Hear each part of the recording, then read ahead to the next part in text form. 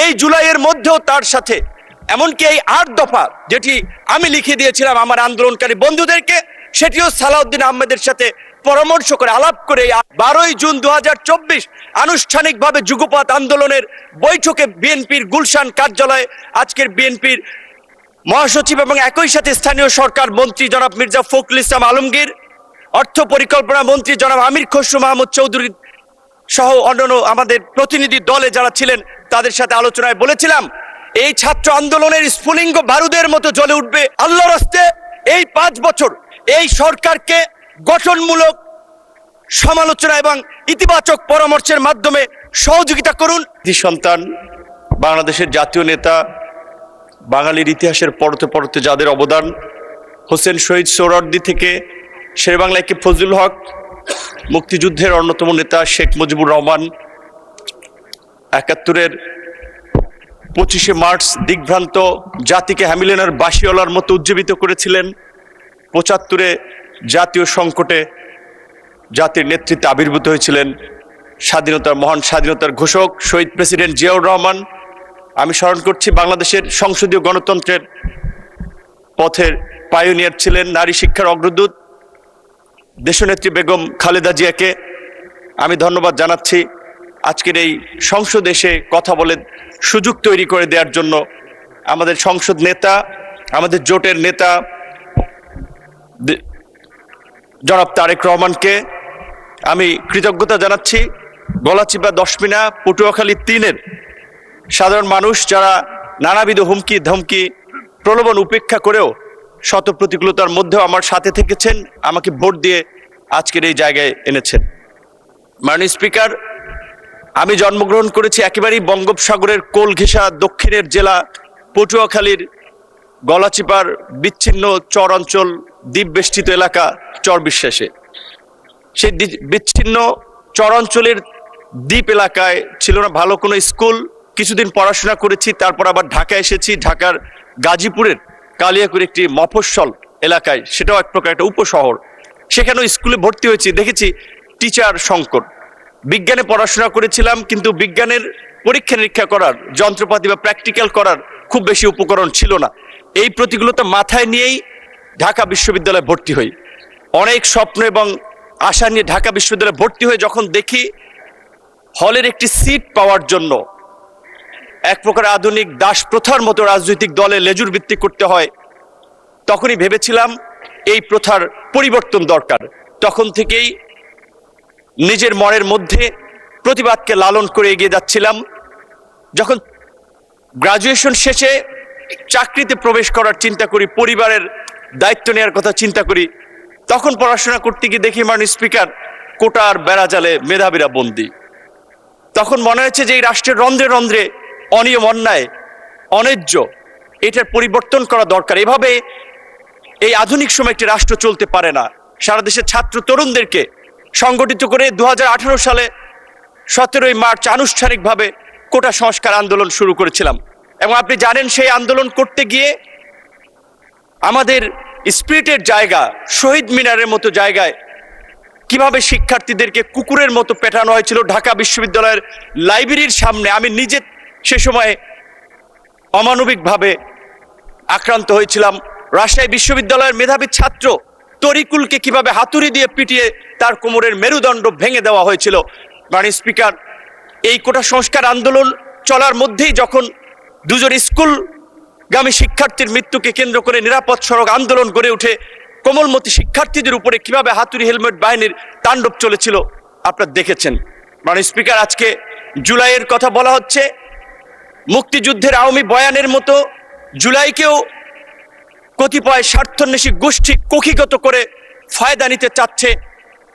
অন্তর্বর্তীকালীন সরকারের সময় নিয়েছে, আমরা তাদেরকে স্মরণ করে দিতে চাই, কোন কিংস পার্টি গঠনের জন্য এদেশের ছাত্র জনতা রাজপথে নেমে আসে নাই, জীবন দেয় নাই।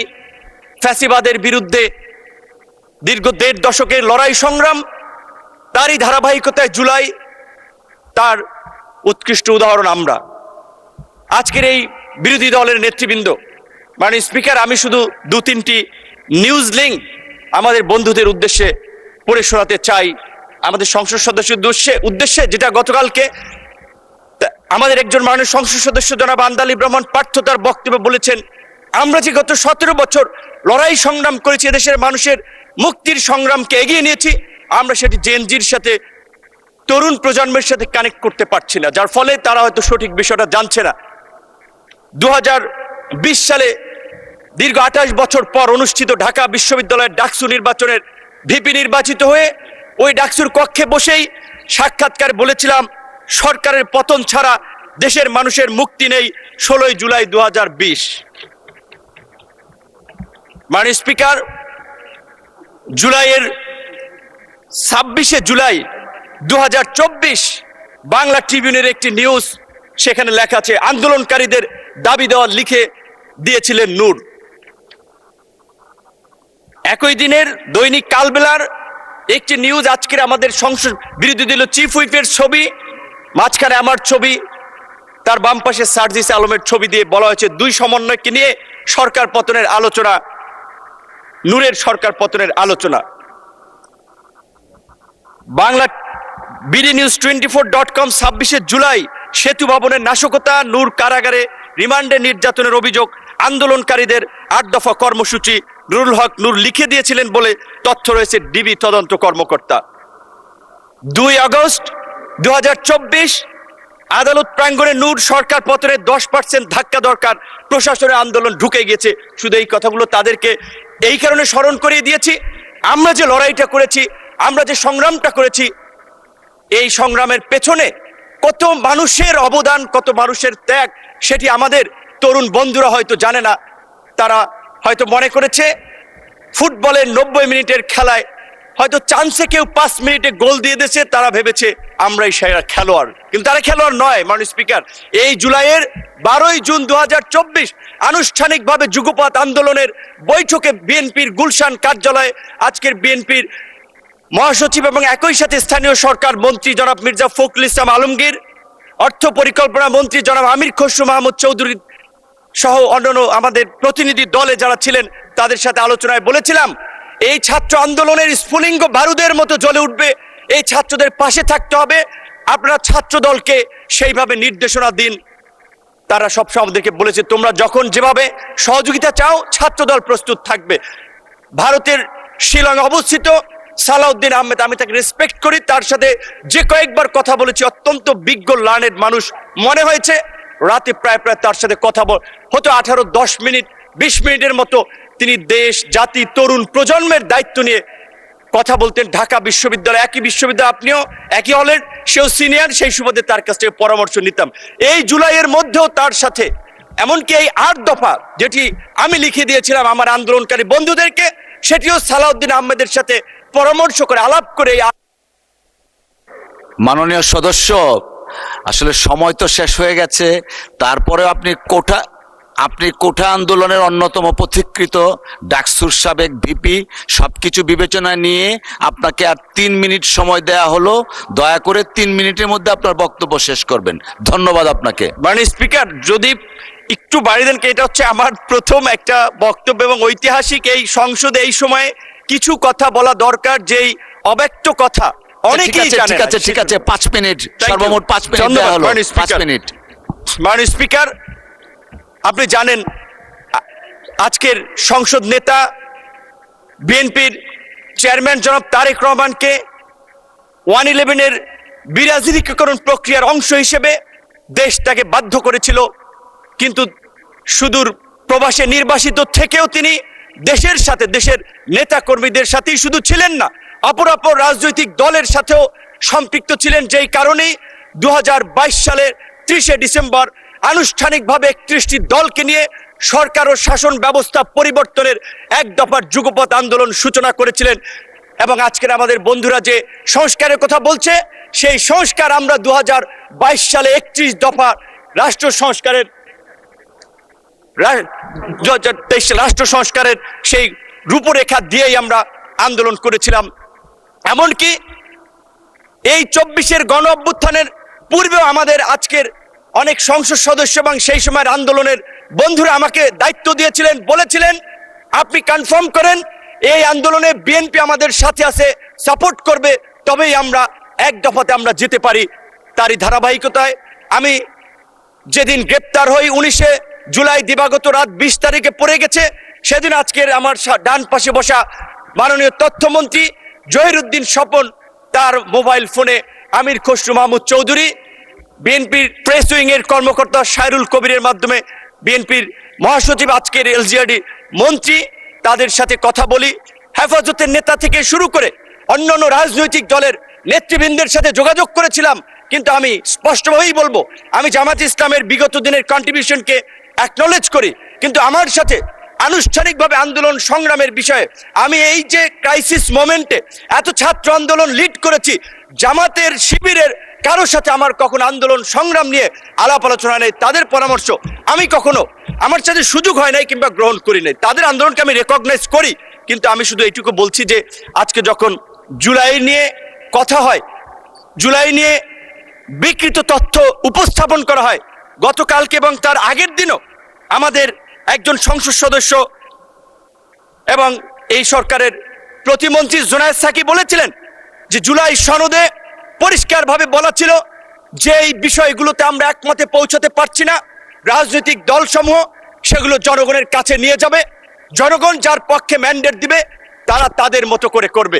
তো আজকে জুলাই সনদ যে ইস্যুতে বিএনপির দ্বিমত ছিল, নোট অফ ডিসেন্ট ছিল, সেটা বিএনপি বাস্তবায়ন করবে, এটাই স্বাভাবিক। কিন্তু এটাকে মিথ্যা, সত্যের সাথে মিথ্যাকে জড়িয়ে আমি মনে করি এই অপপ্রচার অন্তত আমাদের বিরোধী দলের বন্ধুদের করা উচিত নয়। এই সম্পর্কে আমি, তারা যেহেতু কোরআন হাদিসের রেফারেন্স মাঝে মাঝে দিয়ে থাকেন, তাই আমি একটি আয়াত দিয়ে আমি তাদেরকে বলতে চাই, যেটি সূরা বাকারাতে বলা হয়েছে, ওয়ালা তালবিসুল হক বিল বাতিলি ওয়া তাকমুতুল হককে ওয়া আনতুম তাআলামুন, অর্থাৎ তোমরা সত্যের সাথে মিথ্যার মিশ্রণ করিও না, জেনে শুনে সত্য গোপন করিও না। সুতরাং আমার বন্ধুদেরকে আমি বলবো, আজকে বিএনপি এবং তার জোট সঙ্গীদেরকে যেভাবে সংস্কার বিরোধী হিসেবে উপস্থাপন করা হচ্ছে, সেটি মোটেই একটি সুস্থ ধারার রাজনীতির লক্ষণ নয়। আজকে আমরা রাজনীতিতে গুণগত পরিবর্তনের কথা বলি, ইতিবাচক পরিবর্তনের কথা বলি। বাংলাদেশের সাবেক রাষ্ট্রপতি, সাবেক প্রধানমন্ত্রীর ছেলে, এই বাংলাদেশের জনগণের নেতা তারেক রহমানের লাইফস্টাইল, জীবন আচরণ, তার যে দেশ নিয়ে মিশন ভীষণ, আমরা তার মন্ত্রিসভায় কাজ করে আমরা দেখতে পাচ্ছি। তাই আমি আমার বিরোধী দলের বন্ধুদেরকে বলবো, আপনারা তর্কের খাতিরে তর্ক, বিরোধিতার খাতিরে বিরোধিতা না করে আল্লাহর রাস্তে এই 5 বছর এই সরকারকে গঠনমূলক সমালোচনা এবং ইতিবাচক পরামর্শের মাধ্যমে সহযোগিতা করুন। ইনশাআল্লাহ আমরা তারেক রহমানের নেতৃত্বে আগামী 5 বছর এই দেশকে একটি অনন্য উচ্চতায় এগিয়ে নিয়ে যাব। আমি শুধুমাত্র আমার কথাটা শেষ করতে চাই রবার্ট ফ্রস্টের কবিতার 2-3টি লাইন দিয়ে, the woods are lovely, dark and deep, but I have promise to keep, and miles to go before I sleep, and miles to go before I sleep. ধন্যবাদ সকলকে। আমাদের সবার নাম যখন বলা হয়, মুক্তিযোদ্ধাদের নাম, তাদের নামের আগে যদি বীর মুক্তিযোদ্ধাটা বলা হয় এবং তারপরে নামটা বলা হয়, তাহলে মনে হয় যারা ইয়াং জেনারেশন আছে, নতুন প্রজন্ম, তারাও জানতে পারে এবং মুক্তিযোদ্ধাদেরকেও একটা সম্মান দেওয়া হয়। মুক্তিযোদ্ধা তিনি যিনি অস্ত্র হাতে যুদ্ধ করেছেন। শামা অবৈধ কিছু বলতে চান? হ্যাঁ, মাইক দেন, প্রতিমন্ত্রীকে মাইক দেন। মাননীয় স্পিকার, ধন্যবাদ আপনাকে। আমি জাস্ট একটা কথা বলতে চাচ্ছি চলমান বিষয় নিয়েই। গতকালকে এই মহান সংসদে মুক্তিযুদ্ধ নিয়ে অনেক কথা হয়েছে। তারপরে আমার মনে হয়েছে যে যেহেতু এই সংসদে আমরা যারা আছি তারা মুক্তিযুদ্ধের চেতনা বিক্রি করি না, ধারণ করি, সেই কারণে আমার মনে হয় এখানে যারা বীর মুক্তিযোদ্ধারা আছেন এবং আমাদের, আপনিও বলেছেন আমাদের বিরোধী দলে যারা বসে আছেন তাদের মধ্যেও কিছু কিছু মুক্তিযোদ্ধারা আছেন, আপনারা তাদের নামের আগে, আমাদের সবার নাম যখন বলা হয়, মুক্তিযোদ্ধাদের নাম, তাদের নামের আগে যদি বীর মুক্তিযোদ্ধাটা বলা হয় এবং তারপরে নামটা বলা হয়, তাহলে মনে হয় যারা ইয়াং জেনারেশন আছে, নতুন প্রজন্ম, তারাও জানতে পারে এবং মুক্তিযোদ্ধাদেরকেও একটা সম্মান দেওয়া হয়। সংসদের ভেতরে যদি আমরা এটা চালু করি, সংসদের বাইরেও এটা আমরা বলতে পারবো, করতে পারবো। ধন্যবাদ। মাননীয় প্রতিমন্ত্রী ইতিমধ্যে মুক্তিযোদ্ধার সংজ্ঞায় কিছু পরিবর্তন এনেছে, যেটি এই সংসদও অনুমোদন দিয়েছে। সেটি হলো, মুক্তিযোদ্ধা তিনি যিনি অস্ত্র হাতে যুদ্ধ করেছেন, বাকিরা সবাই মুক্তিযুদ্ধ সহায়ক। এই সংজ্ঞা পরিবর্তিত হয়ে গিয়েছে। এখানে কজন অস্ত্র হাতে যুদ্ধ করেছে আমার জানা নাই, তবে সাধারণত সংসদে আসন ভিত্তিক পরিচয় দিয়েই আমরা আলাপ করে থাকি। মুক্তিযোদ্ধা পরিচয় এখানে উজ্জ্বল থাকে।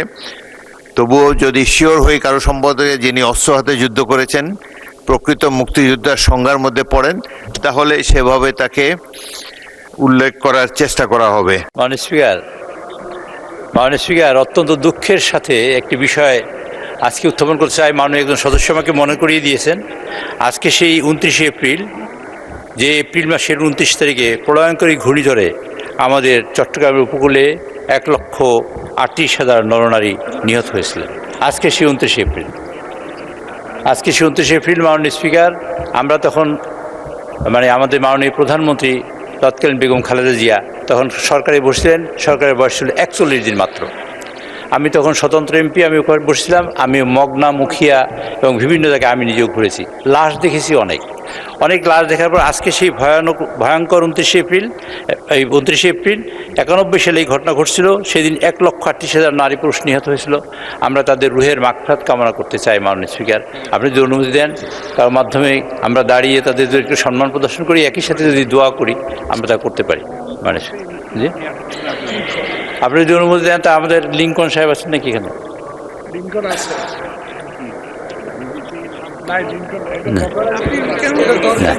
না, আমরা উই আর পেইং 1,29,000 মানুষ মারা গেছে চট্টগ্রামে। জি, ধর্মমন্ত্রী মাননীয় স্পিকার, আমি অনুরোধ করছি আপনার মাধ্যমে ধর্মমন্ত্রীকে এই বিষয়ে একটু মনোজাত করার জন্য। মাননীয় ধর্মমন্ত্রী, মাননীয় চিফ হুইপের অনুরোধের প্রেক্ষিতে 1991 সনের 29শে এপ্রিল প্রবল ঘূর্ণিঝড় বা টর্নেডোর আঘাতে যে মানুষজন যারা মারা গিয়েছিলেন, তাদের আত্মার মাগফিরাত কামনা করে একটু দোয়া, আপনি যদি দয়া করে দোয়াটা পড়াতেন। ধন্যবাদ। জি, আপনি বসে বলতে পারেন। মাননীয় ধর্মমন্ত্রী, আপনি দয়া করে বসুন, বসে পড়ান, কোনো আপত্তি নেই, অসুবিধা নেই। স্পিকার, আল্লাহর কাছে যখন চাবো দাঁড়িয়ে যেতে হবে। জি, ধন্যবাদ। 91 সালে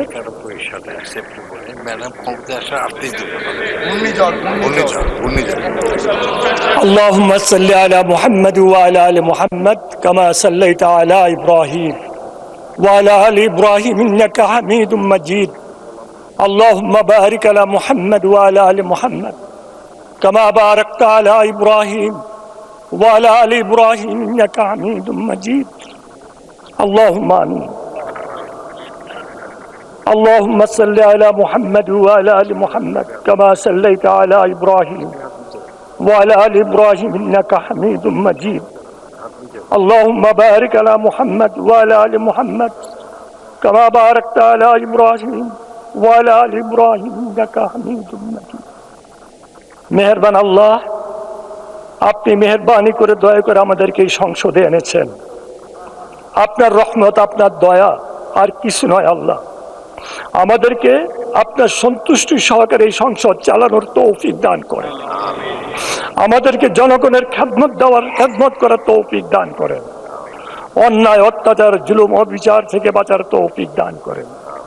আয় আল্লাহ, যে উদ্দেশ্যে আজকে দোয়ার কথা বলা হয়েছে আপনি তো জানেন।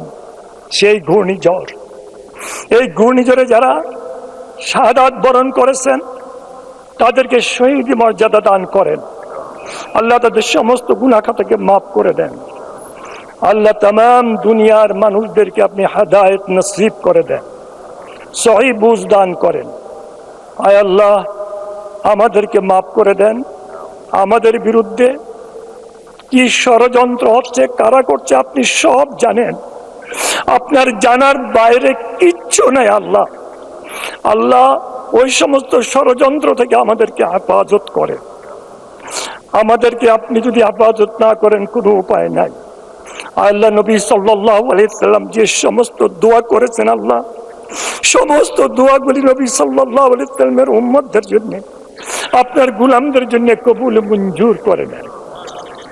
وصلى الله تعالى على خير خلق محمد وآله وصحبه أجمعين برحمتك يا أرحم الراحمين. ধন্যবাদ মাননীয় ধর্মমন্ত্রী।